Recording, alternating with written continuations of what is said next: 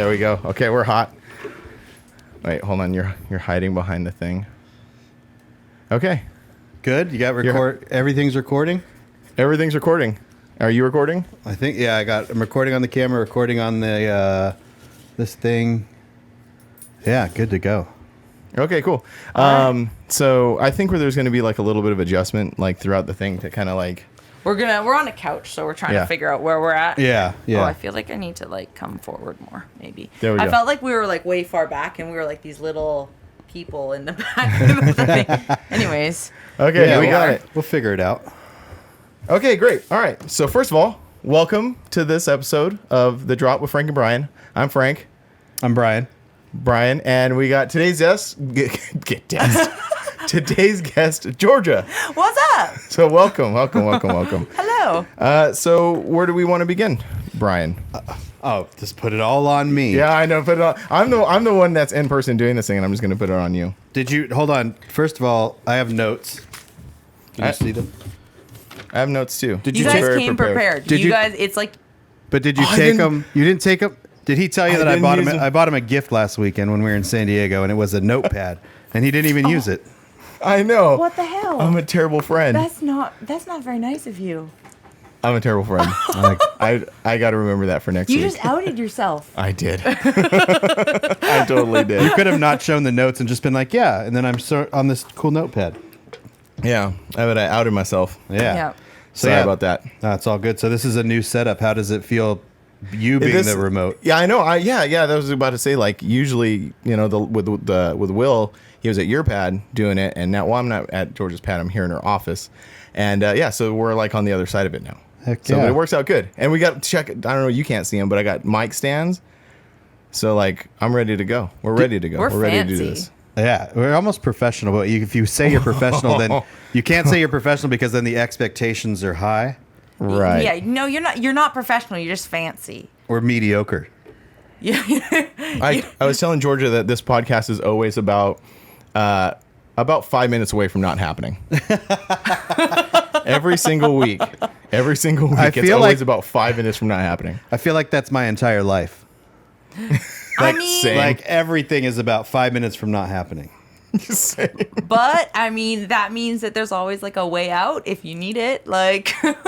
Yeah. Well, or we could just scrap the whole thing and just say, it didn't work out, and then it's not do something else. Yeah, mine's not live life custom. Mine's live life with excuses. I mean, just said that's the low expectations for no disappointment. That should be my new YouTube channel is low expectations. Yes, exactly. Perfect. I feel like that was a mini truck club or something. It was. Yeah, low expectations was a mini truck club. I think mini truck clubs like any iteration of low, twisted, fantasy. Yeah. Obsession. There's all truck clubs revolve around just those few phrases. Yeah. That sounds about right. Yeah, because everyone's like, they'll leave their truck club and they're like, we're going to start a new truck club and we're going to call it, something based on another club. Something. You can't name one because then someone's going to be like, you were shit talking our club. Oh, that happens all the time. Even though you didn't mean it that way. We haven't been caught shit talking on this podcast yet, but I feel like one day... The internet will come for you. One day it's going to happen, and then one day we're going to get caught slipping. Probably in your next episode, because I know who your next guest is. Oh, that's true. Yeah. Good luck to you all. Tune in for that one. That one's coming next. Stay tuned. So we're sitting here. Okay. Yes. Go ahead. All right. That's the other thing we're trying to like learn through this whole thing is like how to not like talk to each other and like give each other kind of like the right of way and stuff. Oh, for sure. So we're still working it out. But I think we're doing better. I think we've gotten better. We can't get worse. That's true. So we are sitting here with Georjah, and I think how we'll start this whole thing off is everybody knows Georjah. Everybody kind of got a pretty good handle on her story on everything. And so I just wanted to do like just a quick summary of Georjah. Okay, we're going to do a quick summary. Just circling back real quick to your not talking over top of. If you guys feel like you need to interrupt me, please do, because I'm very ADD and I will ramble for a hot minute. So that's fine. That's what we're here for. That's what we're. So if you feel like you need to interject, please be like, Georjah, shut up. All right. Hi, everybody. I'm Georgia. I'm your friendly Canadian lowrider. So yeah, Canadian in SoCal right now. I have a 1987 Cutlass, but I am building a mini truck, and then I have a little daily mini truck as well. And I mean, I feel like everyone kind of has a handle on what I do. I'm at the shows. I've done some model stuff. I've done some branding and car building and all that kind of stuff, and worked with quite a few companies. And yeah, so hi. Yeah, before the episode started, we were kind of like talking about what we were going to talk about, and like we said, there's tons of great media out there on Georgia about her car, about her builds, her story kind of coming into the scene. So we're not really going to go into too much detail about that. We're going to basically what from my perspective, what I wanted to kind of find out was like your social media presence is very strong. You're very good at branding and you're very good at marketing your brand. So throughout these episodes, I noticed like a common theme that we talk about is our brands, like how we run them, like how we utilize social media to get in front of more people. And so that's sort of like what I really wanted to touch on. So is the social media part of it. Yeah. But so just what is just kind of give us like a rundown of your like what you think the current like social media like not platform, but like the landscape is for social media. The landscape when it comes to branding, is that what you're thinking about? Yeah. Okay. Honestly, the landscape right now is, to me, is very broad, and it's ever changing, which is huge, and it's really hard to sometimes stay on top of how much it's changing, just because there are so many different things going on with it, with Instagram and TikTok and Facebook, and things changing within, like right now especially, things are changing within Facebook quite a lot. So it's very fluid, that's for sure. Basically, I've been finding that, with branding and marketing, it's just a matter of getting content up and out. Staying on top of it, creating more, putting out more. If it doesn't work, continuing and being able to pivot and change direction and put out something else. Like if something flops, it's not the end of the world. Like honestly, you can try 800 times with something and maybe that only one of those times it's going to work really great, but it's a matter of getting that one time out. So you just got to keep plugging at it and going at it and not get discouraged and that sort of thing. Because really it's just a content game right now. Yeah, it's definitely the like, speaking from my point of view, like I'm not a master at any of this, but one of the things that I do understand is it's always creating, just creating content, and that's the only way that you're really going to survive in this whole like space, this whole social media space, is just keep creating content. And Brian has a shirt with a saying on it that we refer back to a lot. It's like create original content. Yeah. That's what it's all about, is creating original content and just keep on doing it. And that's really interesting that you said that, like, to just not be afraid of doing stuff. And if it flops, just move on. Like try not to get stuck on the flop. Branding in so many ways is about not being afraid to fail. So like the people that get anywhere with stuff are people that have failed 1,000 times. But yeah, you're going to see their successes, but you're not going to see those failures. But you ask anyone that's doing something, and they're going to tell you that they have probably tried and failed a whole bunch of times. And it's a matter of just continuing and being comfortable with that failure and being comfortable with people that are going to make shitty comments. Or can I swear on this? Minimal. Ooh, I'm going to try not to. I don't know. We're like being new to this whole thing. We're still trying to feel like some podcasts, like I know there are a few out there that say just we don't care, go at it, whatever. Do what you want. Yeah. But I don't know. I don't know, because I mean I'm not a saint. I'm not a big cuss word.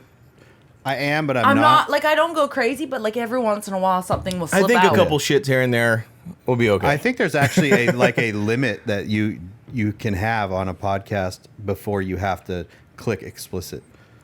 Oh really? Oh really? Yeah, because when I upload the audio version, it's like you can click it for explicit or keep it off for non-explicit.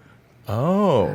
But when I didn't know that. Yeah, but when it comes Interesting. back to branding, as far as on that, like how you were saying, like don't get hung up on it. I think that's super important. And me and Frank had this conversation when we went to the C10 show, and Frank's like, "See, I post a C10, it only gets X amount of likes. I post a mini truck, it gets way more." And I had that same thing happen when I was posting a lot of European car content. Oh, he froze. We lost sound. We lost something. Oh, he froze. Oh, Dun, I can. dun, Oh, dun. there you we go. can't hear you. No, you can. Hey, you're back now. Okay, I could hear you the whole time. You just froze on the screen. Oh yes. No. Well, we couldn't hear you or anything for that. We were like, what is happening here? All right. I know what I was saying is like don't get hung up on the numbers, because content is free to post. Like once you took the photo or once you took the video or once you whatever you did, you just post the content and then pretend like it's just gone. It's already in the past. So if you kind of get hung up on the numbers, it can be either depressing or whatever if that post doesn't do well. You almost just have to focus on the next post. That one's already in the past. Oh, 100%. Like, and people take it way too seriously about like, oh, is this post going to be like this or that going to be like that? And the thing that is going to drive, for me at least, drive the success is when you're posting things that you want to post, that you like. Mm-hmm. Because if you like it, you're going to want to continue to do it and it's going to be natural to you. Mm-hmm. So when you are putting out stuff that is true to you and your image or whatever you're doing and you're not trying to be anything else but what you are, people are going to relate to it more and you're going to find your right audience. If you're not into something and you're posting it, people see through that real quick and they don't vibe with it the same way that they would if you're just posting genuinely as yourself. I feel like a lot of the times that my stuff has gotten as much love as it has is people just find that it's relatable. Like they're like, oh, like she's not trying to be a model necessarily. Like I always laugh and I'm like, I'm not really a model. I just had some cool opportunities. But like I'm not trying to be anything other than just what I am, and that's why it works. If you are like so hung up on these numbers and things looking a certain way or having your feed there's nothing that drives me more crazy is that when you go on someone's feed and they have to have it look pretty. I'm like, just post the pictures. Like, who cares? Like, you don't need to have it black, white, color, this, that, whatever. Like, all to make it so when someone goes on your page that it's pretty. Like, who cares? Like, post what you like. Don't post for, Yeah, I was gonna say anyways. That it kind of goes back to like making you happy and what you like versus like you see another page and it gets 1,000 likes on a photo. You're like, oh, I'm gonna recreate that and be just like them. It's mostly, you just have, like you said, do what you like. Yeah. That's how a lot of the stuff that I do is that it's really cool that you said that because yes, the internet as a whole demands authenticity. Oh, and anytime you try to fake it, people will automatically see it. They'll see it and they'll call you out on it. So I totally agree with that you have to be authentic. You have to be yourself. And it's the other interesting thing you said is like doing stuff you like. That's kind of how maybe that's the one way I'm looking at it when I post a C10 and it doesn't get like a bunch of what it should do, because even I am like it was cool. It's definitely cool. It is super cool. Those and I hate that we spent the last couple of episodes not necessarily picking on C10s but like talking about them a lot. But yeah, I do get more excited when I take a really good picture of a mini truck that I like or even a car or something. So yeah, and all of my videos is comprised of that. So when you watch my videos, what you're seeing in the video is the stuff that I find interesting and the stuff that I like. I feel like that shines through, honestly, like, because you can see it, that, you're taking pride in it. You get, however you've edited the video, you've taken more time for it, like that sort of thing. You can see that you like it more, and that's why it even will come out better. It's like a kid in school that likes math. They're going to do better in math than they're doing science because they like the math class. You know what I mean? That's a good point. It's just how it goes. Yeah. Like when we went to that C10 show, again, I know I hate bringing this all the way up to, but I know. You I feel like guys. we're going but back it's such on a these good guys. it's such a good example. I'm on a C10 podcast right now. But it's honestly like such a good example when it comes to all of this, because like when I was like super stoked that you were going to go, not because I'm like, hey, look at these trucks, you're forced to like them, but just like it's still fun to go. And like, so like, and when we were talking about your vlogs the other day too, about like focusing on having fun versus like the show coverage, because you also like, it's almost like you like to have fun with people just as much as you like the trucks. For sure. And exactly what you're saying. Yeah. Like there are some videos, and Brian has pointed it out too, like you're like, he's told me before, he's like, hey, you weren't really into that, huh? And I was like, yeah. He's like, I could tell. And that's you're absolutely right. And if you're not interjecting your fun into it, your personality into it, people can like pick it up immediately. 100%. It's like the way media is now, it's so easy to see through people and their stuff. But I mean, when it all comes down to it, get the content up, see what works for you.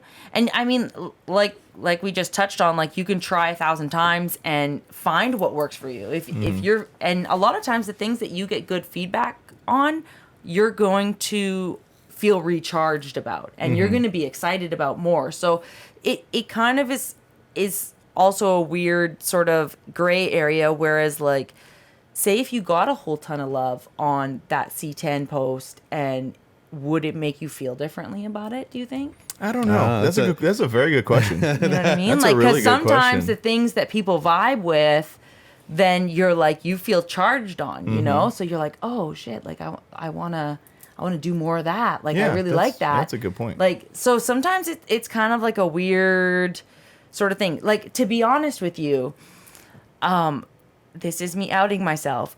The videos I do when I'm driving the Cutlass, where the shotgun camera. Oh yeah, where it's like in the door. Yeah. When I first started doing that, I thought it was the dumbest thing. I literally was like, this is cringy. Like, why? I did it like twice, but like it blew up. And like people were so jazzed on it that I was like, okay, I'll just do another one, whatever, like see what happens. And people like it, next thing you know, it was like they're hitting like millions of views. Wow. And I was like, okay, people vibe with this cruising stuff. Like, and I mean, my saying throughout my brand for all these years has been keep cruising. So like, I guess this is a kind of something that I'm going to work with a little bit, because it has a good vibe on it. And it makes people feel good. So like, it kind of makes me wonder sometimes, like if things were a little bit different, like would that, like if people didn't vibe with that, I probably would have never have continued to make them. It would be like if Frank set up a booth at that show and he sold double what he normally sells, he'd be like, I love C10s. Like, this is the best C10s are ever. Oh, like every C10 show, let's go. Like he's like, I love the trucks were cool. The trucks were cool, But the people were cooler. but the people were cooler. I don't know those people though. Maybe that's could be another thing. So a lot of this stuff that we do, from my point of view, and I always speak from my point of view, I don't speak for anybody else. So a lot of the stuff that we do, the reason why we have so much fun is because like 95% of the time we're with our friends. Yeah, We're with our friends. yeah, Out exactly. at shows. So course. like, you know, maybe the C10 thing is like a little foreign to me because I like don't know all those guys. And maybe the more I get into it and the more I meet people, Well, and and coming from a viewer too of your channel and a fan of YouTube channels and trucks and all of this, just as a person, as a fan, like I like to see what you like. So not necessarily the trucks, but the vibe around like you and Mike cruising, that part of it, you know. Well, see, that part was the coolest part because I was into it. Like I you was were into into it, and you were with someone you knew, so Yeah, I was with my friend. Exactly. So it like made it a whole different thing, right? Like, Right, yeah. I feel like that's a lot of it. Is like it's like being the new kid in school. You know, you're kind of like, I don't know if I like it here. I like my old place. I keep referring to like school references. I don't know that's why. great. But like, Actually, that's I'm one of the things I have didn't written even down like here. school. But anyways, but it's like being the new kid. Like you don't know anyone, so you feel kind of awkward or like uncomfortable, and it's not the same sort of vibe as you're used to. But yeah, I mean, maybe once you got into it more and you felt it's hard to to know, really. And that's like, there's a couple things that you touched on that I actually wanted to talk about. And we'll it's kind of like the way we do this is we kind of like start on one thing and then we kind of like go off somewhere else, and we'll eventually come back to it. We're just all over the map. Yeah. Well, no, it's fine. So the two things that I wanted to kind of touch on was, you are kind of like that because like you started in like the lowrider scene, and now I always feel weird saying scenes and stuff, but I've actually starting to like tell myself to get more comfortable with it. It is scenes. It's like different scenes. Yeah. So it sounds little. I get it. However, I get it because you know what? Honestly, I wish everything would commingle. Like where I'm from in Canada, everything commingles. Like it, because we don't have a big enough lowrider scene or a big enough this. So like you go to a show and it's like everything shows up. Yeah, okay, there is like a lowrider scene and everybody gathers together, but like for a lowrider cruise and you get 50 cars. But if you want to go to a bigger show, you're gonna have everything there, which to me, that I love that. Like that's my favorite thing. But yeah, it is kind of what it comes down to. There's different scenes. And like with the mini truck scene, and we've said this many times before, we use a mini truck scene as like a really broad term. Yeah. Because if you go to a mini truck show, I would say maybe 50%, maybe a little more than 50% are actual mini trucks. You have many different cars. So our scene has always been like that. But the lowrider scene I'm coming from a perspective, I know nothing about lowriders. Okay. I just admire them. I grew up loving lowriders, so I admire the vehicles and the aesthetics of it, but I actually have no idea what happens within that scene. Okay. So what I'm saying is like that scene seems like it is just one thing. Like they don't really very, very much so. You know what? So I have a very different perspective than the average Californian or whatnot, because being from Canada, like I just mentioned, like our lowrider scene, like we will go out to like anything and everything just because it's not big. So we don't really have the option of staying within ourselves. I mean, we I mentioned, like we do have cruises or cruise nights where like we'll meet up and there'll be like 50 of us and we'll all have a set route and we'll cruise it all together. But like coming out here into California, the lowriders don't generally go to other stuff, which to me is so strange because like I'm out in my car and I'm like, oh, just show up with this mini truck thing. I'll just show up with and people are like, what the heck is Georgia doing? And I'm like, I don't care. Like I'll just go to everything. People from like the lowrider scene say that? No one specifically said that, but I do know that the people are like, what? Like I get weird looks sometimes, like not in a bad way, but I get like the look of like, oh, what the heck? Georgia brought her car out to this or whatever. Like I'm just like, yeah, that's just what I do. But and what I'm used to. But yeah, I have noticed quite a lot that like lowriders generally stick sort of within their own community quite a lot. Their own culture kind of thing. Yeah. But there is so much of it out here that they can. Like there's hundreds of them at one thing. So it's like and there's every weekend there's multiple things to go to. So it's like, why go to this hot rod thing when there's 4 other lowrider events going on, right, where I have people that are doing similar things or whatever, right? So, I mean, I get it, but also I kind of don't get it. We were talking about I guess we have to let our audience know. So we had to take a little break, but we're back, and we were just talking about how like you were like kind of like now experiencing going from Canada to where a lot of the scenes are mixed together just because they're small, coming out here. But you know, you just following you on social media and like watching a lot of stuff you do, you mingle out in everything. Like you do, like you and Jaime do so much car stuff. Yeah. Like every weekend. I am impressed. Sometimes I'm seriously impressed. Actually, I think I have a YouTube video where it was like, we went to 4 car events in one weekend. Like, it was like, okay, we're going to leave here, go here, leave here, go here. Like, it was out of control. And we took both vehicles and we're just go, go, go.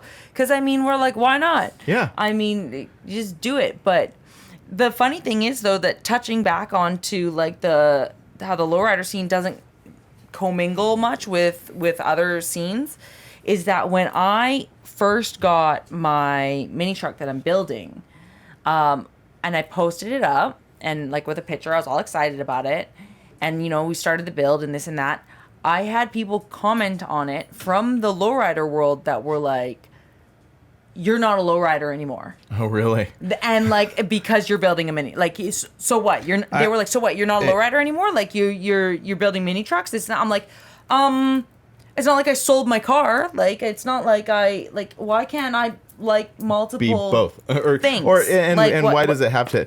And that's why we talk about mini trucking as a blanket label rather than like for custom driving vehicles. a mini truck. Just because our culture was born out of van culture way back like in the 70s. So like, and it was from vans, and it was mini trucks, and it was mini trucks for a long time, but people just started getting other tastes, and rather than saying, I don't know how to put it, like rather than saying like something else, you're just like, oh, I'm a mini trucker. Like you grew up being a mini trucker, so that sort of that moniker has kind of like followed you the whole way. Even though like there are guys who haven't driven a mini truck in 20 years.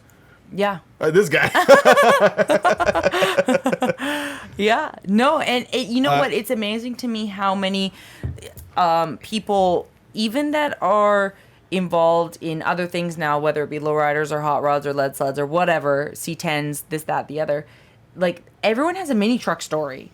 Like everyone has like I started with this. I had a S10. I had a Toyota. I had a Nissan. Like whatever it is, there's always a mini truck related in their sort of automotive journey. Customization, like their journey. Yeah. I say that a lot. Like it's all about like that's when I say, okay, like when I talk about like or like how did you get started, that's what I'm saying, like your journey. That's what we're talking about, is a journey. And you're right, a lot of like it's almost like a parallel thing. People who like customize cars, no matter what they are, started in one of two things: either mini trucks or Volkswagens. Yeah. Every single one of them. It's wild. Yeah. It's wild. Like the amount of like, I had this at one point, or I had that at one point, or I still have this, like, but I've just moved on to this, that, and the other. Like, I mean, I feel like custom automotive is like such like you don't have to be pigeonholed into one category. Right. You really don't. Like, I think the lowrider stuff is like that because lowriding, out of all the car cultures or scenes, is so family based. Yeah, very. It's less club based, like mini trucks or motorcycles or C10s or Volkswagens, because you can get out of a Volkswagen Bug and go do something for 10 years and come back to a Volkswagen Bug and you're still a Volkswagen guy or whatever. But it seems like if you were a lowrider growing up and you leave the lowrider community, it's like you're leaving a family behind. Yeah, and that's what I was kind of like shook on. But you know what? When I kind of clapped back and was like, no, like what? Like just because I want to build something else doesn't mean that I'm not this, that, or the other still. Like, I'm not involved with the lowrider scene, not, doing lowrider shows anymore. Like, it doesn't mean that I'm not part of that. Like, just because I'm doing this. And other people were like, yeah, actually, yeah. Like, so it's been cool to kind of be able to vibe with more people that kind of get that and are on that same sort of mindset, whereas you don't have to, stick to just one thing or whatnot. So, yeah, it was kind of a little bit rocky. Not terrible, but, like, I feel like there's just, like, some people that are just kind of set in that. I think but then, now that I think about it, that's like in every scene, because there are some people out there who are like diehard mini truck, like unless you drive a mini truck, then you are not a mini trucker kind of thing. So it exists. Yeah. It exists everywhere, and throughout these conversations that we have every week, I'm learning more and more, and I said this in the last episode, I'm learning more and more that there's so much to it. Like it's hard to take like a hard stand on things. There's just too many moving parts. There's just too many personalities. Yeah. And there's too many individual journeys too. It's just like anything else. Like if you have a mini truck, do you want to build a mini truck for the rest of your life, or do you want to go explore other things? Like if you won $1 million or won the lotto, are you going to build a mini truck? Are you going to go buy maybe a Ferrari? Like, every individual is different too. So. Yeah, there's just tons and tons of personalities. Yeah. To kind of change the pace or the topic, or just dive into something else, I'm gonna go into my list a little bit, because I have some things that I'm curious about. Okay. And me being who I am, my first question is you were a punk rocker. You were into punk. Like, that fascinates me. So okay. Like, tell me about that. Actually, I posted a video on TikTok. Did you see it? That's what made me write this down. Yeah. Okay. People and like it went kind of. there he came back. It kind of went crazy because people were like, "What? No!" And yeah, but so You want to get a little closer? Sorry, There you go. I was like a, I don't even want to say weirdo because to me it wasn't weird, but I guess the average person would have thought that I was different. Is that like because you come from like a small town, right? And correct me if I'm wrong, but it's like a small town kind of vibe. So was that being like a punk? To be honest, like where I'm from is not like, okay, yeah, it's Canada, but like it's like the California of Canada. So, Yeah, like, yeah, no, but I it's- mean like your own community, like Yeah. because you were telling me that it's like kind of like farmy and kind of It's very farmy, yeah, a little more rural for sure. I grew up on a farm on 5 acres, and like had horses. And which part of Canada was it? I'm just outside of Vancouver in an area called Langley, Okay. BC, and so 3 hours above Seattle. That's what I usually tell people. It's easy for them to relate it geography wise. But as we were saying later, some people won't even get that. They'll be like, "What? Where's Seattle?" You're like, that's 220 kilometers above the. You're like, Yeah. what's I don't even know Yeah. what kilometers.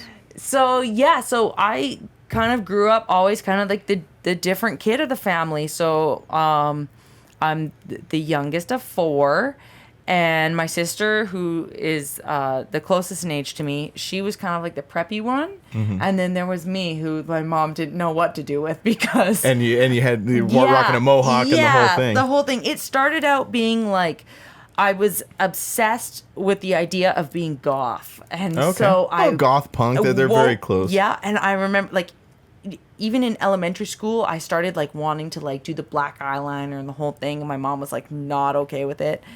And so by the time I reached like high school, I was like painting my face white, like getting up at I was dedicated, like getting up at 6 in the morning to paint my face white, put my white contacts in and my black lipstick and the whole works. That's cool. And then as I started like transitioning more into sort of that punk sort of culture, into like my later teens. So then, yeah, I like bleached my hair from it being black and everything, and shaved it into a mohawk and had this huge green mohawk and like the patch pants and the vest. And I still have my patch pants. I cannot. Everybody still has their battle vest. Yeah, I have to, like they're in store. They're really rough, really rough. Like, oh gosh. But anyways, yeah. And so that was just, I don't know. I never really partied. I never, to this day, I've never even smoked weed before. Like I was a super art nerd, and I just wanted to express myself within any sort of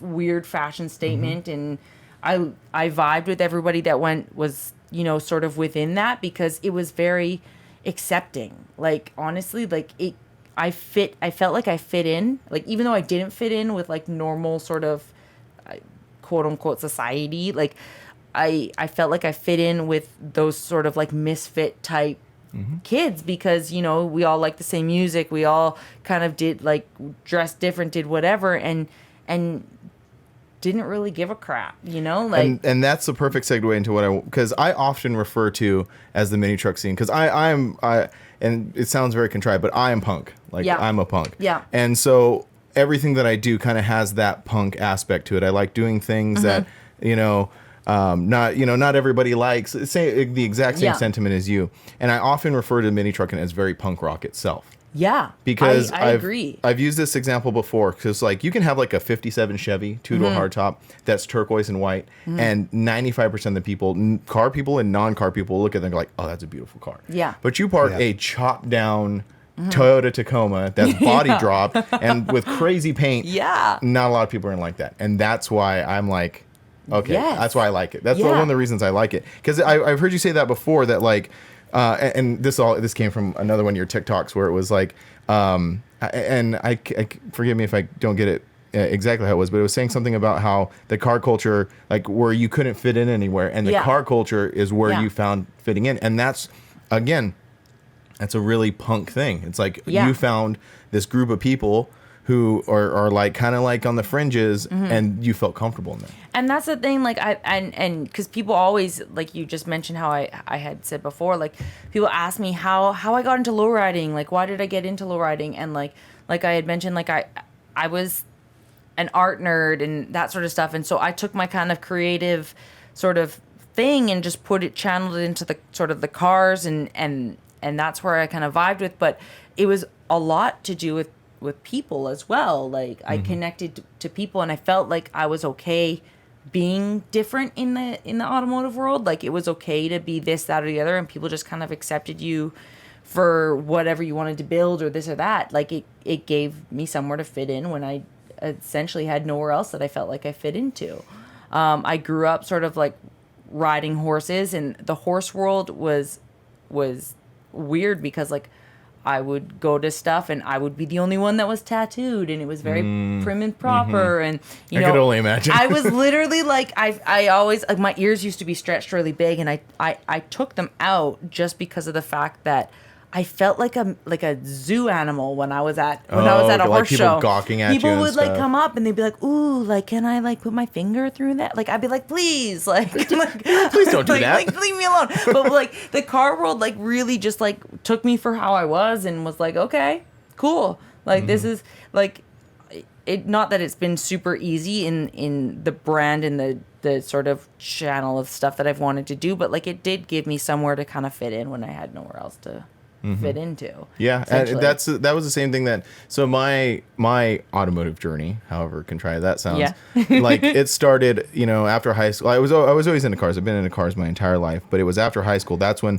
you know, Angie, like I've said this before. So Angie went to college, and then I joined a truck club. So that was like my formative years, was just being in a truck club, because it was the same thing. I found these group of people who were into these like crazy, you know, cars, and like it didn't matter what you did to them. You know, no one like, and I don't want to like speak ill of the lowrider world or anything like that, but no one really checks you in the mini truck world.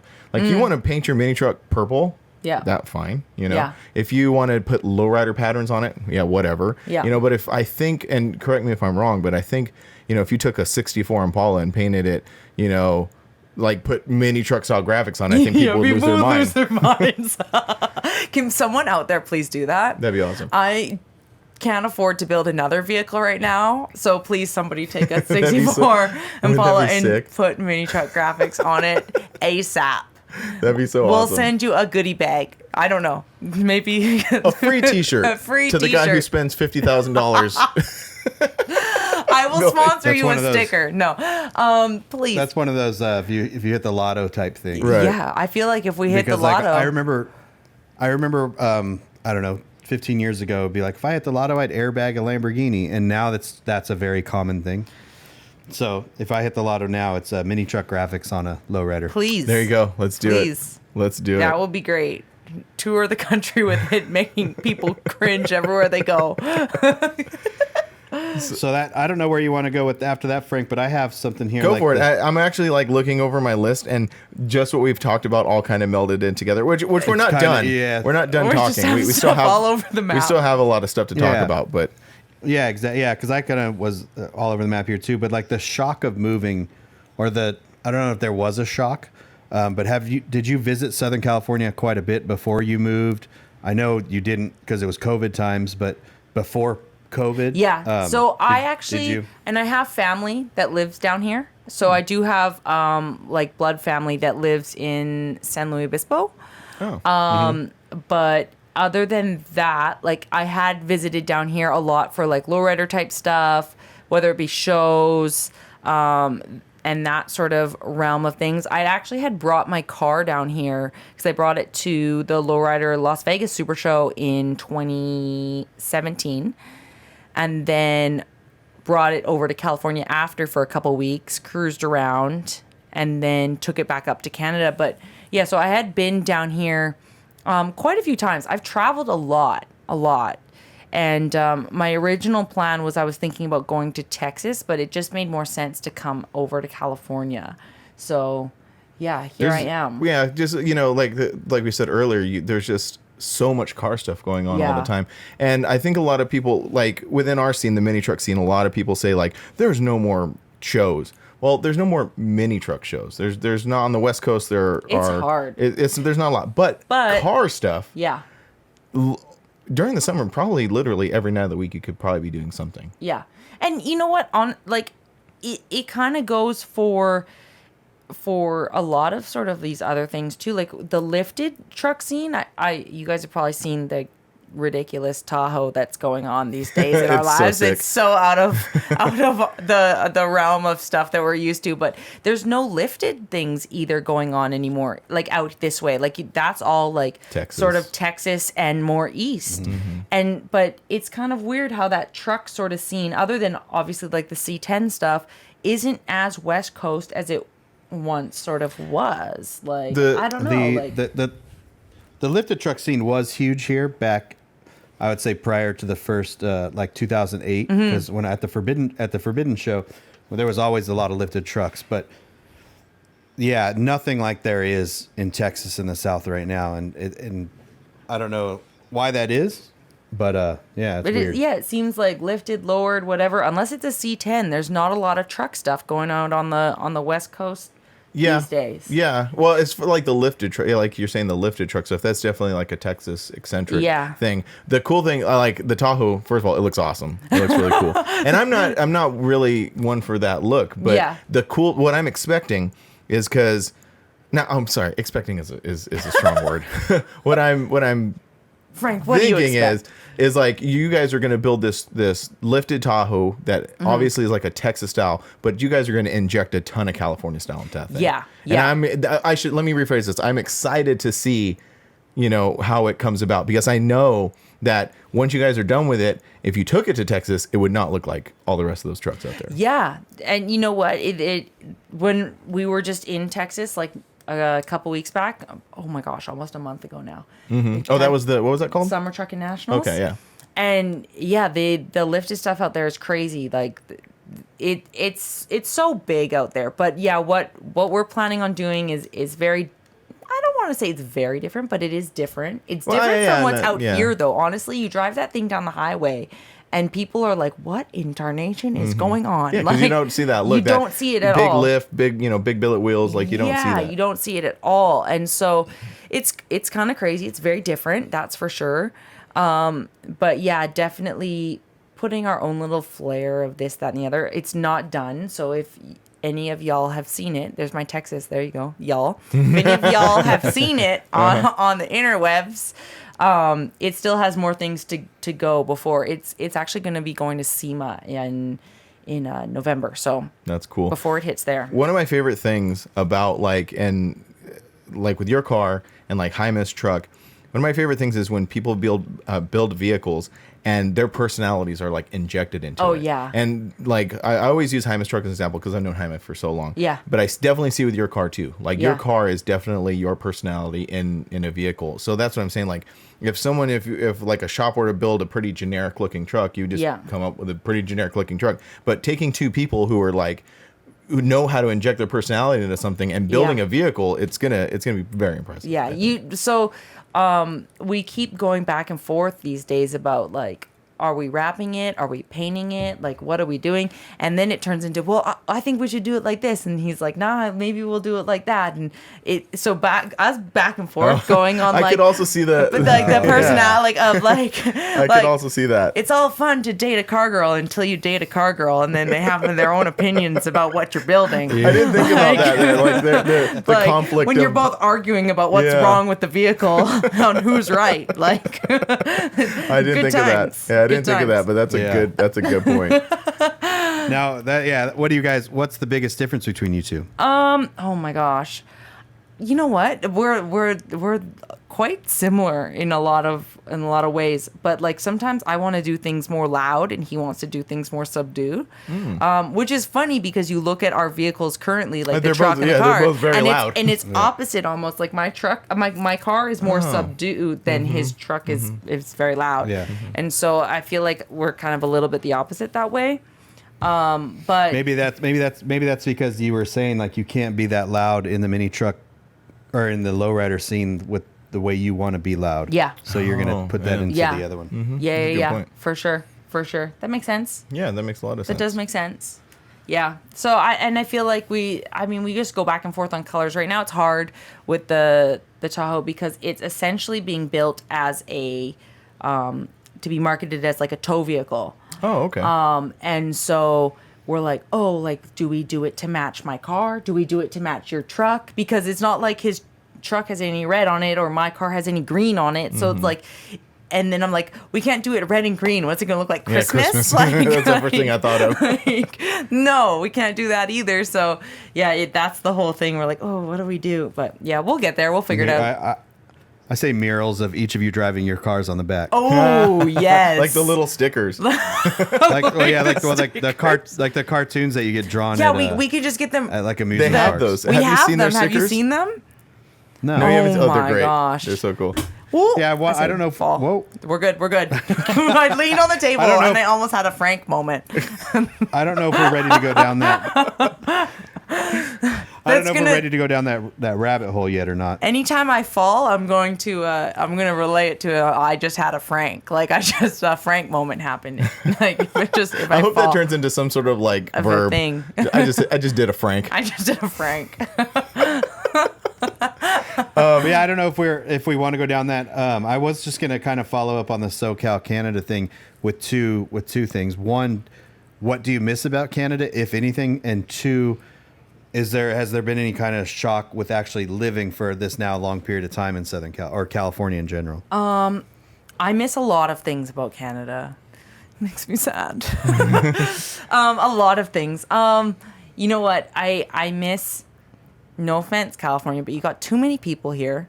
We were just And talking and about they're that before all the podcast. driving on the highway. Y'all need to go home. Well, Park the your one cars thing so I can drive properly. the one bad, terrible thing about California is the terrible public transportation. I'm like, what the heck? Yeah, so everyone's got to drive. Yeah. We were just talking about that before the podcast started. How I'm like, get off the streets. I live, if I got on the freeway when no traffic, I could be down here in 35 minutes, Mm-hmm. but it could be an hour and a half. And we were literally just talking about that, how Yeah. California, Southern California specifically, is just a car-centric place. Like, Yeah. you just, you have to drive everywhere. Yeah. You have to be comfortable with driving. They didn't build it with like public transportation and or other means of transportation in mind. There was a podcast I was listening to, The Smoke and Tire, and they were talking to somebody specifically about that, about just how other cities are built around public transportation and around other things, and it works so much better. And Southern California was not. 100%. Did you remember that movie Roger Rabbit? Yes. That was a documentary. That wasn't. You remember that movie? Yeah. Okay. So yeah, that's like, I honestly, like, I miss the lack of people and the space and that sort of stuff. I definitely miss the green, like the greenery back home it's unbeatable. Like, and it being very fresh and whatnot. And you know what? I used to complain about the rain all the time, but now I kind of miss the rain. Like it rained a there's no lot rain back here. home, but now Yeah. it hasn't rained in a few months, and I'm like, what where is this? Like, why is it sunny again? The green will come back with the rain too. Yeah. Like I remember I used to live in Hemet, and I don't know if you've ever been to Hemet, but we were driving. My buddy was over from Australia, and we were driving between the 215 and Hemet, and he goes, "It's so green. It reminds me of like Hawaii." I said, I've never heard someone say that. Yeah, that is a strange Yeah, thing to in say. California, you're like, what? Yeah, the hills will turn green again. It's Yeah. just But then and it'll that, stay but then like that for only a little while because yeah, it only lasts because I miss green living in Arizona from California, so that shows you how brown it is out here. Oh goodness, yeah, Yeah, that's a lot of desert. I hate the rain. Yeah. I absolutely loathe the rain. And then when it rains, the once or twice a year it does rain here, I'm like, oh. The other day it looked like it was gonna rain. You only hate the rain because you live on a dirt road. That is true. Ooh. That is true. Yeah, that's not so mini trucking custom vehicle of you. I admit it. I'm gonna out myself We're just outing ourselves this whole because episode. that's sometimes I won't drive the 4Runner because I'm like. I gotta wash because I have to wash a it. whole I can't thing. like wash it and put it away. No. And then like, okay, yeah, it's clean. Let's go. No, it's gonna every time I gotta wash it. Yeah, So. no, I get That's it. me. My old. Oh, did I my- just- my- Oh yeah. when I lived Sorry, go ahead. in Canada, my driveway was gravel, and so if it rained, which it rained all the time, like we had good drainage, but like it was a whole thing you got to drive nice and slow just in case. Like My road, if it rains really good, I mean, I can't really describe it because it's mudslide? lakes. It's lakes. It's lakes no. Anyway. Get I don't know if your anybody's floaties on. If I don't know if anybody's seen, because every once in a while I'll post up like an Instagram story of me drive my tractor fixing my road. I feel like we need more of those videos. See, That's the content we really do. want. Yeah, Frank. We need more he hasn't come tractor around. content. He hasn't come around to that yet. He has not come around to that yet, but he will come around. I feel like you should put wheels on your tractor. I know, it's just like mini truck the tractor. Yeah, graphics, bro. Come on. Yeah. Well, enough of my dirt road. Yeah. Graphics on the tractor, please. I'm begging you. Anyways. So, do you want to go down that road of the whole social media thing and Oh gosh. and all that, Frank? Yeah. I mean, as much as you want to talk about, because you kind of touched on it, but we don't know exactly how much detail you want to go into. But you've had some problems with accounts and stuff like that. Oh, okay. I have that's a kind of a two-part thing here, and you can kind of keep this in the back of your mind too. While going through these issues, do you have advice for anyone else that may go through them later? Yes. Okay. So when it came to Instagram, it threw me for a huge loop because it blew up it blew up quick, and it did really well, and it was doing awesome, and it helped really push the business and sales and all that kind of stuff. But it also it also just made it so extra devastating when things went bad. So anyways, backstory, October of last year, I guess October. I had a big account. It was rounding its way to 200,000 followers. The engagement on it was incredible. And all of a sudden it just went down. And so immediately, like, I had a second Instagram account that was just for my business. So I just posted up like the shirts and stickers and reshared other people's stuff on it as well. So like when they had posted like their stuff that they had got. Anyways, so I went to that account and was like trying to let people know that my account went down. And I immediately started getting messages on that account from a random anonymous accounts saying, hey, we took your account down. Wow. Someone paid us to get it taken down.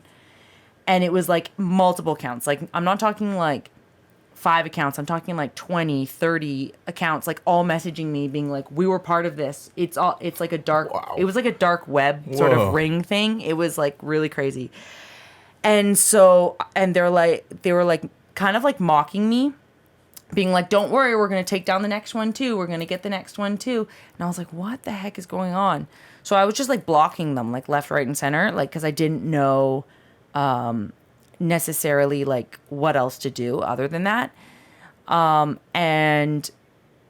lo and behold, so I was like, okay, well, I guess I'm going to continue to run off of my my original account was called Georjah, and then my second account was called Georjah Limited, so Georjah Lid. And so I was like, okay, I'm just going to run off the Georjah Lid account. And it was doing okay. And then in less than a month, so in November, it went down. And the same thing happened. So then I made a whole new account because I was like, okay, well, I guess that's all I can do. And like when this was happening, like it was just like the sales on my account were plummeting. Like people weren't finding me again. Like it was becoming like a whole thing. And so I made the third account, which was Georgia Aaron, all together as one word. And I was like, okay, I'm going to run off this account, yada, yada, yada. And at this point, then I was still trying to get my old account back. I was submitting all these appeal forms. Nothing was happening. It just kept telling me like that they were looking into it and nothing would happen. And eventually, so someone I knew messaged me and they're like, hey, my account went down. I used this guy. He helped me get mine back. I paid him. And I was like, okay, cool. Got a hold of this guy. paid him $500. Whoa. My account went back up. And I was like, okay, I got my account back. This was like mid-December of 2021. And I was like, okay, we have the backup account is the Georjah Aaron that I made in December. And then I never got the Georjah Limited account back, but I have my main Georjah account back. And I was like, amazing. This is incredible. You know, it was good. I had it for 2 weeks and it went down again. So I went back to using my third account and I was like, you know what? Cool. Like, I'm just going to run with this. Like, it is what it is. So this was in January and it was steadily starting to grow again. People were finding the account again. And then it went down in May. And so then at that point I was like, I was at like a complete loss. I was like, I don't even know what to do at this point. And I went to go appeal it to see if I could get that account back at least. And it said that they took that account down for impersonating somebody else. Which was yourself. Yes. So I sent in my ID and my passport and everything. They will not give me the account back. So now I have made a fourth account. But in doing so, I also went and I got a whole new phone. So I have a new IP address and everything. And knock on some sort of wood, it's been going okay. That being said, big advice to anybody who's dealing with anything or is just involved in branding or your own business or anything like that. Not even necessarily having backup Instagram accounts, but making sure you have tabs on, you know, have a Facebook account, have a TikTok. Start creating a newsletter for your brand. So through your website, like make sure people are signing up to your newsletter. Don't bombard them with messages, but like when these things happen, then you have a source to send them out. You know, it's really just helpful to just try and utilize as many options as you can within your social network, just because it's important. Like social media right now controls 90% of our advertising. Like nobody watches TV anymore. Nobody listens to the radio anymore. Like people go on social media and they scroll every day. So that's where you market all your stuff. That's what controls so much of everything. But honestly, like to me, it's really unfortunate that these companies don't have a face or any sort of customer service for, you know, businesses that essentially run off of them. But yeah, it was my YouTube channel got demonetized completely because of a mistake that I made, and 4 months it was gone. So I lost quite a bit of money. Oh and my gosh, just time and everything like that. But one thing that like me and Frank always talk about is like not putting all your eggs in one basket. Like 100%. You said, like not relying. Like I remember Vine when Vine came out, the 7-second videos, and so many of those people. When Vine got shut down, they were like, I don't know what I'm doing. Yeah. This is all I know to do. So like a website is so important because if you can filter everyone back to a website, then if something does fall down or get shut off, or because at any point in time, YouTube could get turned off, Instagram can get turned off, or you see what they're doing now with changing the way Instagram is being pushed. Yeah. And it's just crazy. Like, so I want to say the same year, so last year, at the beginning of the year, like I used to hate on TikTok like so much. Like I used to be like, you'll catch me in jail before you catch me on TikTok. Like I used to just hate on it. And then I started reading about marketing and it was like, utilize every free outlet that you can, like, because, you know, you have to keep up with the way things are. And so I got on TikTok and it took off. And I was so thankful that I did, because when everything came to a halt on Instagram, I had something that was backing me up, that I could be like, hey guys, just so you know, if you're on here and you used to follow me on there. The thing that was really frustrating, I think, was because my accounts went down so many times, people were really having a hard time keeping up with chasing the accounts. Like when the new one and the new one and the new one. So it did really, and it still has really affected business. But you know what? You can't just like let that Yeah, and going back to the fact of like wishing there was a person that you could just call and talk to at these places. There is that side of it where they are offering this free service. Yeah. That we're all taking advantage of and making money on. And so is millions of other people. So it's got to be like tough to even manage that. But like you said, get on, everything's free. So take advantage of as much as you can. Because if something, anytime any kind of new platform comes out, I always try to get our name out there. Because you don't know. Like I have a Twitch. Like, I don't know anything about Twitch, but I might. Yeah. And it's funny that you said that about TikTok. Like you were kind of anti-TikTok, but me too, because I think we're all like that. I think people, who, and I'm not trying to put anybody out there, but of a certain age, like you just go like, well, that's not that's for young people. That's not for me. Yeah. But it's not. Eventually, everything comes around because like I tell people, even now, I'll tell them like, hey, are you on TikTok or talk about TikTok, and they're like, oh, I'm not on TikTok, and I go, you will be. Yeah, but that's the thing, you will be because, and TikTok right now is the largest social media outlet right now, and that's why Instagram and Facebook are pushing Reels because they can't keep up with TikTok. And the algorithm on TikTok is great. You respond to a comment on TikTok, people comment on your stuff on TikTok. It shows that there's lots of engagement, so they put your content out more. It doesn't have engagement. It's really good at that. We were talking about that last episode. So if you spend more than 2 or 3 seconds watching something, they're like, oh, you like it? Here you go. Okay, we're gonna put it out to more people. Yeah, exactly. Yeah. Whereas like on Instagram, you can have a zillion comments and it's still not pushing things out as much as it should be. They want to show you what they want to show you, but yeah, like those things out there. You know what? Actually, I did manage to get a hold. I pushed really hard to try and get my accounts back. So like I sourced out any sort of option and sat and I researched forever. I finally got a hold of somebody at Facebook.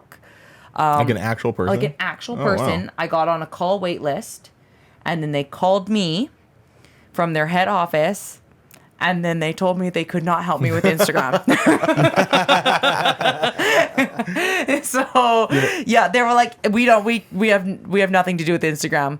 I was like, but you know what? I did it through their business portal, and then I like went into like their ads department, and like I put it through so that I spent money on an ad so that I became a customer essentially. I see. And then I was like, was trying to like work the system to try and like get through the cracks.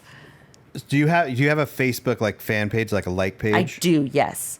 So that is that platform, a part of Facebook, has been a mess. Oh, it's still a mess. 10 years. It is. I just have it linked to my Instagram, so whatever I post on Instagram goes there. But if you go and I'll go to my that page, and it's just like you have 12 things to do before it's finally set up. Right.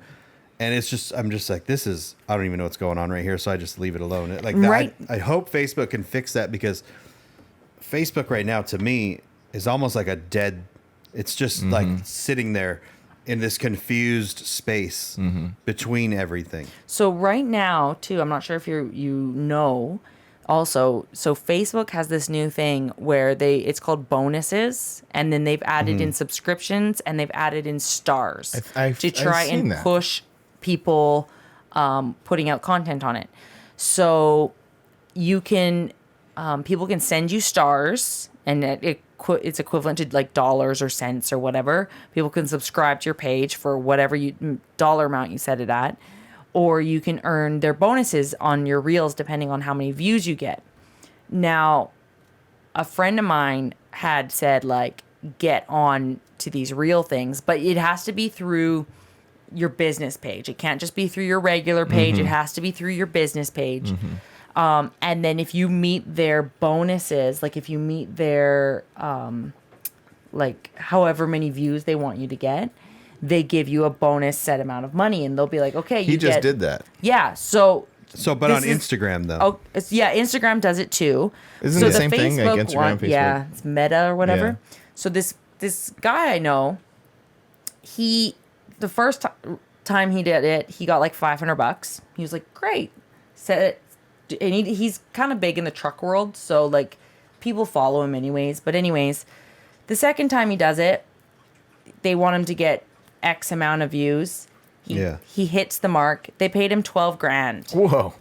And so he was like, you need to get on this. So here's the kicker. I look into it, and getting on it, they're only paying Americans, and I am Canadian. Oh, wow. No. Oh, that's interesting. So I am Come here, Heine. not Come on here, the Heine. team. I need you to sign. I need you to sign up for this. I'm like, can somebody please put their banking info into my Facebook, please, and then split the money with me? No, I'm kidding. But seriously, like, it's wild. But like, and it's actually the same thing with TikTok. I can't, I don't qualify for the creator portal thing. Like, they just recently let me go on to a different part of the portal that they just opened up to the rest of the world to get advertisers that want to work with you, but like the actual views per dollar thing, I don't qualify for because I'm Canadian. Wow. Which is crazy. It's so interesting you're like talking about all this stuff, because now I realize I have no idea what's going on.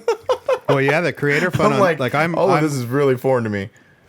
I'm only like 400 people away from being eligible for the creator fund on TikTok. Oh, really? And they have like throttled me down. I was getting all this stuff, and then like it hit 9,400 and just stopped. I'm just like, Did you have to get to like "What are you guys 10,000 or doing?" something? 10,000, yeah. And then I was talking, I forgot who the other day, about how much you get paid, like the pennies you get paid per every thousands of views and stuff. So it's it's definitely a tough thing to do. I found out, and you probably already know this, but like when you do the lives and people like give you gifts, Yeah. like that's money. Yeah, dude. Like, the other day, I found I that made out, and I'm $20 on my live. I was just here packing orders, talking to people, and they were like, Yeah. "Oh!" And then they like put a little cowboy hat and a mustache Oh, I on me, saw and that. I'm like, "Hey, I know, thanks." I'm so Oh, hey. fascinated by that. Should we do the drop live or what? You think people will give us money? Yeah. Maybe. Who Yeah. knows? Hey, I have a friend who was just like, she doesn't have very many followers at all, and she just went on live and was like doing some screen printing, and she Yeah. made like $45. Heck so yeah. I'm like, so People maybe want to support the cause. maybe. Like, why And not? people also want to. They also want to interact. Yes. Yeah. So I you think know that what? that's It's a big funny. Like thing. people on my live all the time, they like to go on and just comment where they're from. So I'll just be like, "What's up, Houston? What's up, wherever?" Like they'll just constantly they just type in where they're from on the bottom. I'm like, okay, sure. Like I'll shout you out. I don't care. But like, but you know what I did learn too is that doing the live thing, that's great. Doing the, the sort of the regular stuff where you can get, advertisers or this or that. But being on the actual creator fund and portal on TikTok will really mess with your engagement and your views, apparently. So really? my profile personally on TikTok is set as a personal. It's not set as it is a creator, but like it's not like a business. It's not a like set into that creator fund thing because apparently it really it'll plummet your views. Do you think it's because now that they're like financially have an incentive, they're They like, want you to work harder. Yeah, okay. Yeah. to get stuff. So because once you get a little bit of a taste of something, that's what Facebook did with their like pages years ago. Is once you get a taste of those fans, then they throttle it back, and then you have to. Yeah, but I was gonna say on the keeping it a personal page versus a business page, do you think there's more opportunity to make money branding, like versus the creator fund, like relying on views? I think so. Yeah, you know what? Because myself right now, as I can't get the creator fund, so that's like out of the question. Yeah. But so maybe my opinion's hindered. But I get hit up by brands that come to me and they're like, "Hey, we want you to make a video about this, that, or the other. We're willing to pay you X amount of dollars. Can you get it done by this time? And then can you tell us what you're gonna make? And we're gonna chat about what we need it to do or what you need to say in it or whatever." And that sort of thing is, I personally find where it's more valuable. Yeah, because you could make X amount of dollars doing that, and get more views versus the creator fund where you're just trying to pump content out to get these, and if they're throttling the views back to where they want you to create more content, then 100%. Everything that I've looked into, and from my personal experience, and like when you if you were starting something from nothing and you want to start a YouTube channel and you start researching like how to start a YouTube channel, the big consensus of opinion is don't try to go after those like those dollars from these social media platforms, because those are hard to come by. Yeah. It's when you start having merchandise and working with other brands and stuff like that. That's where that's where you're actually going to benefit the most from it. Yeah. And that kind of like, to kind of like tie it all back together, is like, when did you like realize that like you were going to go have a brand? Because you said earlier that you don't really consider yourself a model. Like, you're not really a model. You're just running this brand. Was there like a certain point where you thought like, okay, yeah, definitely, like, I need to go down this path to start this brand? Honestly, so like prior to doing this, I was like working like 3 jobs and like doing this on the side. And there was days where I was like, oh, like what am I doing? Like, I need to stop doing this. This is ridiculous. What am I doing with myself? But opportunities kept coming up, and it kept kind of snowballing, and stuff was taking off with social media and this and that. But realistically, like, it was when people, like, when I was really feeling like people were vibing with what I was doing. Mm-hmm. That's what really kind of like made me kind of realize, like, okay, like, this is working. Like, this is going in the direction that I wanted to. So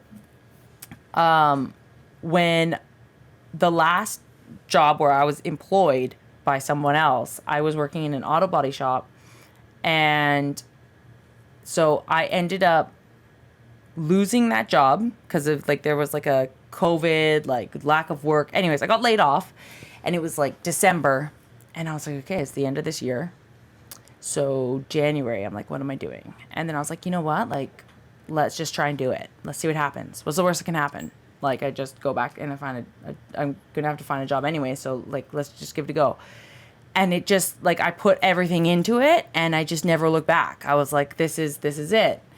And so from there, I was like, okay, well, I have all this knowledge too of what I'm doing. Like, I can use it to do my mentor stuff, kind of have that going a bit, only take on as much as I could. So I took on 3 mentoring clients, and was working with them. Oh, this was like when you were doing like the fitness thing? No, I was mentoring like other people in their own branding and business. Oh, I see. So I have like a little thing called G by G. I'm currently not taking on anyone just because I'm too overwhelmed with my own stuff as it is. But I was helping like a few with, like, I mentioned, I had 3 with their own brands and their own business, and how to market their own social media, and how to do stuff with sponsors and whatever it is. Yeah, whenever you're ready to take on 2 more, let us know.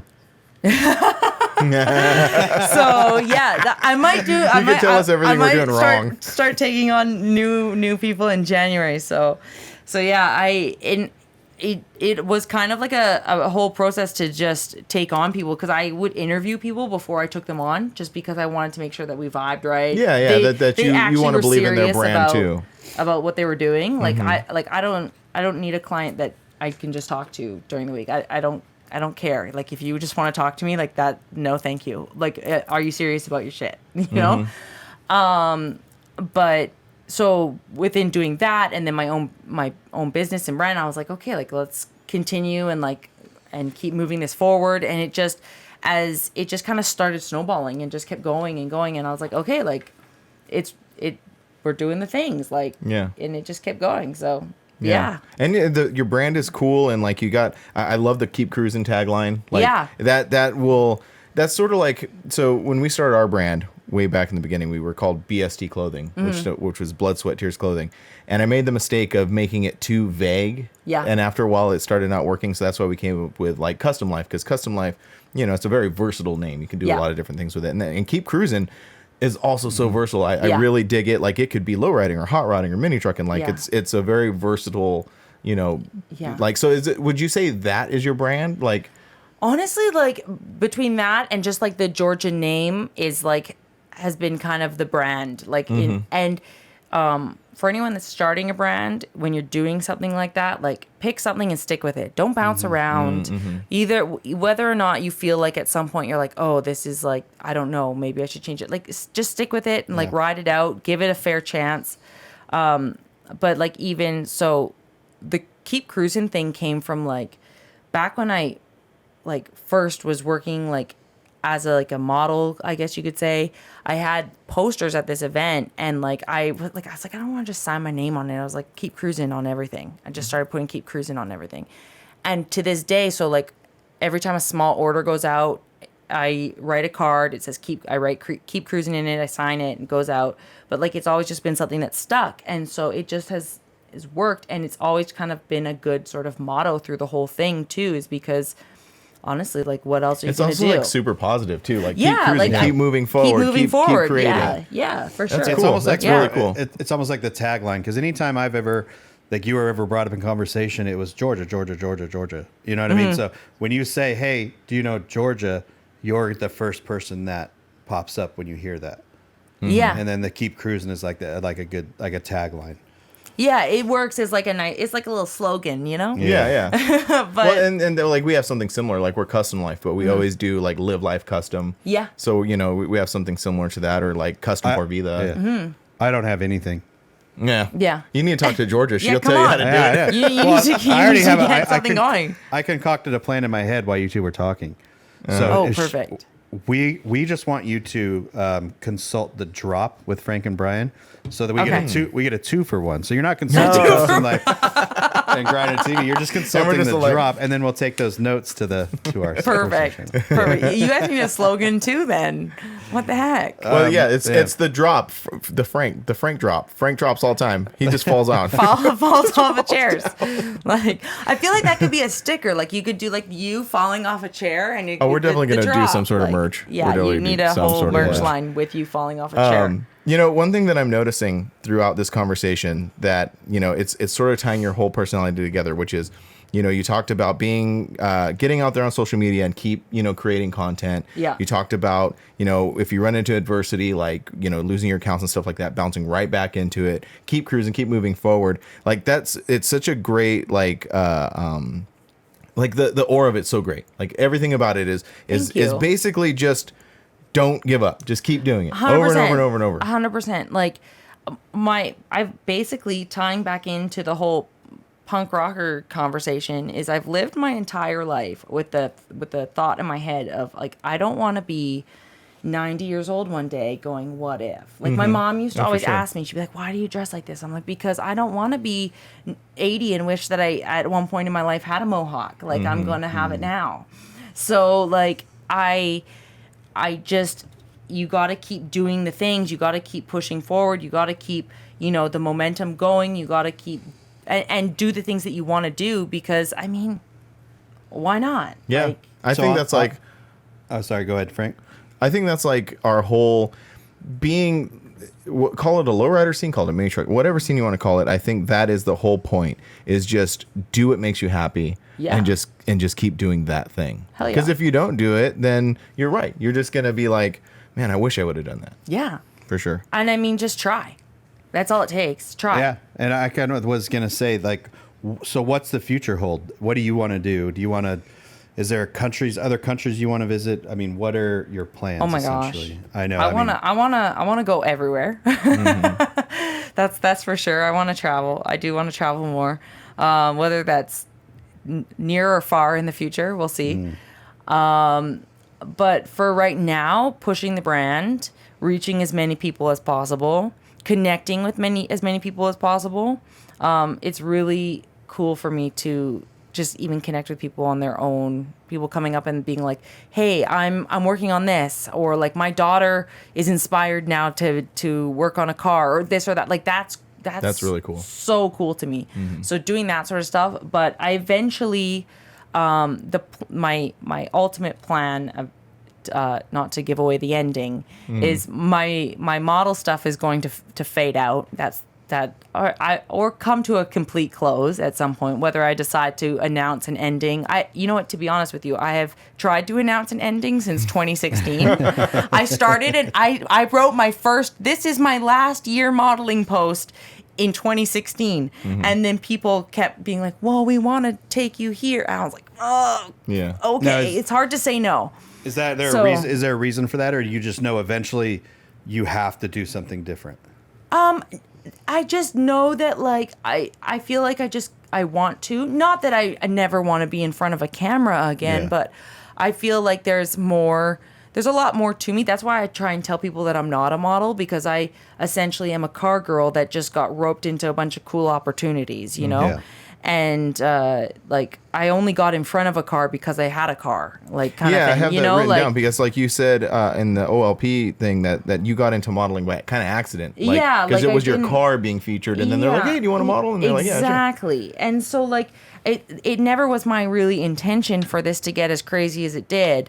And originally when I was like, oh, I'm gonna, once I get into Lowrider magazine, like that'll be the end. And you know, when I was 22, I got into Lowrider magazine, and then they were like, actually, we want to take you to Chicago, and we want to take you. I was like, okay. Yeah, like how do you turn that how down? do I You're say like, no? sure. Like I never would have been able to give myself these opportunities, and so I just started running with it. So then I was like, oh, I'm gonna quit modeling by the time when I turn 25. I don't want to be over 25 and still doing this. And then it just continued to snowball, and here I am 5 years later. I'm 30 now. It's always And- hard to say, you know, give yourself ultimatums or something like Yeah, that. I Like try you and, just like, sort of like it just- be fluid and just like Yeah. see how things pan out. Because like Exactly. as easy as you sort of like fell into it, you could just easily as fall out of it, you know? 100%. But the things that you're creating and the things that you're building are such a great foundation to move forward. Like you're not, and forgive me if like Yeah, overstepping yeah. my boundaries or anything like that, but like you're not saying, well, I'm just a model. Yeah, I'm only 100%. gonna model. Yeah. You know, you're building a really cool brand, and you're building something that can continue and build and go forward. Yeah. And keep cruising. Yeah, heck yeah. That's the point, right? That's the point. Keep cruising. Yeah. So, like I said, like not to give away the whole ending, but I mean, Yeah, I'll be just- doing. I'll probably end up. I know I will continue with the mentoring stuff, and do that as like a main in the future, as well as many other things as you know things change and evolve and move forward. I think the mentoring thing is so important because, I mean, I'm 45, so I grew up without the internet and then was introduced to the internet and social media, and people my age, if you found out what to do and what not to do, and then now there's now there's the kids growing up with the internet, and they almost need to know what to do and what not to do. If that just in general, even if you're not going to make the social media or whatever a part of your job or life or whatever, but just in life in general, people need to know that whatever goes on the internet, never, even if you I have deleted two it. And you know daughters. what? The amount like I could teach people from the mistakes that I have made. Yeah. Because people want to come to me all the time and be like, "Oh, you're this or you're great or you're that," but I'm like, I've made a lot of mistakes. Like I've done some dumb stuff, like honestly. And like I can look back and not that I want to say that I regret things because I don't like to regret anything. But I definitely would have done certain things maybe a bit differently or whatnot. But it's all in the learning experience. Yeah, you But wouldn't so- know that unless you did it. Yeah, exactly. So, I mean, if I can go and I can help someone else learn from my mistakes, like why not? Like, or I mean, even just the like little tips and tricks and things like that I've learned along the way to make, you know, their experience in their own brand so much easier. Like, it's you know can make a night and day difference. Yeah, So, because Yeah, that's really cool. just learning the basics will help you learn the more advanced settings, I guess you would say, if you're gonna 100%. you know, the basics are here's social media, here's your personal Instagram, if you're gonna, and here's what to do, what not to do. Don't tweet this or don't talk like this. And then if you're gonna, the advanced settings are be like what you do now, which is make money on the internet. Yeah, 100%. Yeah, Yeah, really cool. yeah. Right on. So was that it? Are we winding down? Yeah, I think Now that we've chatted for like a million years, I know. everyone's bored where of me. Where are you at right now? Like, what time you got? we're at 1:30, hour and a half. 1:30. Oh, wow. That seemed a lot longer than that. No, that's Talking to me just takes for Frank's bored. He's like, I know, this it's is like, so oh, long. God, it He's seems like it's been 5 hours already. Feels like it's been 5 hours sitting next to Georgia. Ugh. I didn't want to come across like that. I'm just saying it seemed longer. But no, that's cool. Can we get rid of her? Yeah, when we did Will Freeman's podcast, like everything was running an hour usually, and then we got to like an hour. froze. We lost. Go ahead. Say that again. Am I here? Yeah, You're there. You're there. All right. Oh no, I was gonna say when we were doing Will Freeman's podcast, I could see Frank, like you could see me, and I could see him getting a little restless, and every once in a while you could see him kind of try to end the conversation. And Will's all, nope. Will's like, no, we're gonna keep on talking. Frank's like, my ADD. He's like, I got stuff to do. Oh, today I don't have anything to do, so we're good. Well, thanks, Oh my gosh. thanks for thinking about me, and maybe I have stuff to do. No, you don't have anything to do. I don't have anything to do. You gotta go work on your brand, bro. I gotta edit photos before the morning. That's all I gotta do. There you go. Oh, that's Content. right. The black truck you just shot? No, the actual one I shot this morning at sunrise. That's Oh, what was that? It was a Suburban. I gotta Fancy. turn it in by the morning. So, but yeah, Cool. Well, right on. Well, thank you. Thank you for hanging out with us and Thanks talking for with having us. me. You have anything else, sir? No, I'm looking forward No? to being mentored. Yeah, me too. Yeah, me too. Thanks, guys. I'm gonna plug myself real quick. Yeah, that's what I was gonna say. Just plug everything. Find me at Georjah Aaron, GeorjAH_ERIN, and then Georjah.com, GeorjAH.com, or TikTok, Georjah_limited, Georjah_LTD. So find me on the interwebs. Yeah, if you're- and it's a good old time. And if you're listening to this, we'll put everything on the video version. And if you're listening to this, it'll be in the description. We'll put your website and everything in the description. Boom. Cool. There you go. Right on. Also, if you want to learn more about my mentoring stuff, G by G, that is also on my website. There is a application form, but please be aware I'm not taking on anybody until the new year. So thanks, guys. Cool. Right on. Well, thank you very much. Thanks, guys. Hey, Keep thank you guys cruising. for watching. Make sure you go check out Brian and I's websites, livelifecustom.com, grinder-tv.com. We still have our giveaways going on. So for every $5 you guys spend on those websites, we'll get you entered into the drawing for the Chemical Guys stuff. We still got that going on, so go check that out. And we'll see you later. Bye. Bye. I don't know what this was. He's like,